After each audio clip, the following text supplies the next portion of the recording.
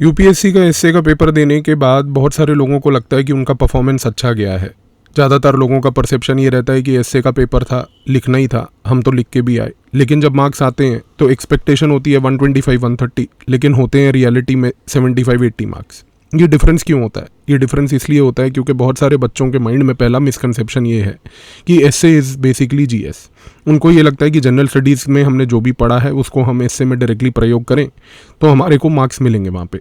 ऐसा नहीं होता, क्योंकि यूपीएससी वहाँ पर एसए में आपको एक जीएस की रिपोर्ट तैयार करने के लिए मार्क्स नहीं दे रही, वो आपको दे रही है मार्क्स क्लैरिटी ऑफ थॉट के लिए। क्लैरिटी ऑफ थॉट में 3 बड़ी इंपॉर्टेंट चीज़ें होती हैं। सबसे पहला होता है कि आपके एसए में एक नरेटिव होना चाहिए। एक नरेटिव के साथ साथ आपके पूरे के पूरे एसए के अंदर एक बहुत अथॉरिटेटिव बैलेंस होना चाहिए, और ये अथॉरिटेटिव बैलेंस के साथ साथ आपके पूरे एसए में एक ह्यूमन टच होना चाहिए। इस प्रकार से अगर आपका एसए फोकस्ड होता है तो आपको पहली बात तो मार्क्स मिलेंगे। यहाँ पर अगर आपने सिर्फ जीएस की इन्फॉर्मेशन को डंप किया, एक गवर्नमेंट की रिपोर्ट तैयार करके या एक मैगजीन तरीके से अपना एसए लिख दिया 10 पेज का, तो आपको बिल्कुल भी मार्क्स मिलने नहीं वाले। इस कॉन्टेक्स्ट में 2-3 चीज़ें याद रखिएगा कि कभी भी अपने एसए में कोई मॉरल सरमन्स मत दीजिएगा।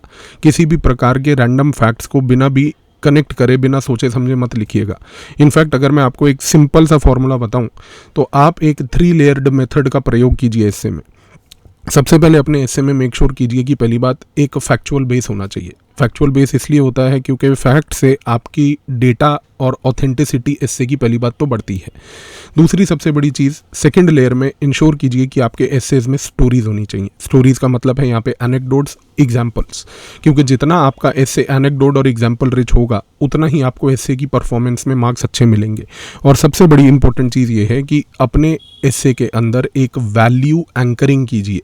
वैल्यू एंकरिंग का मतलब होता है कि आप एथिकल थिंकर्स का प्रयोग कीजिए। इन एथिकल थिंकर्स के प्रयोग करने से आप अपने एसए में एक बहुत हाई क्रेडिबिलिटी अचीव कर पाते हैं। तो यहाँ पर ये जो 3 लेयर्ड फॉर्मूला है जिसमें मैंने आपको बताया कि आप फैक्ट्स का प्रयोग कीजिए, इसके साथ साथ आप स्टोरीज का प्रयोग कीजिए यानी कि एनेक्डोट्स और एग्जाम्पल्स का, और इसके साथ साथ सबसे इंपॉर्टेंटली आप वैल्यूज़ का प्रयोग कीजिए। अगर ये 3 चीज़ों का ब्लेंड आप अचीव कर पाते हैं अपने एसए के डिज़ाइन में, तो ट्रस्ट मी कि आपके एसए के मार्क्स बहुत ड्रास्टिकली इंप्रूव करेंगे। हम लोग 1 अक्टूबर से एसए का कोर्स स्टार्ट करने जा रहे हैं।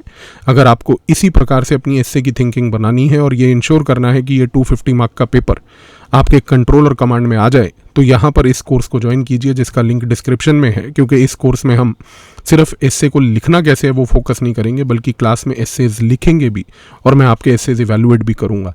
तो इस कॉन्टेक्स्ट में ये जो एक कॉम्बिनेशन होगा, this will definitely fetch you more marks. Thank you.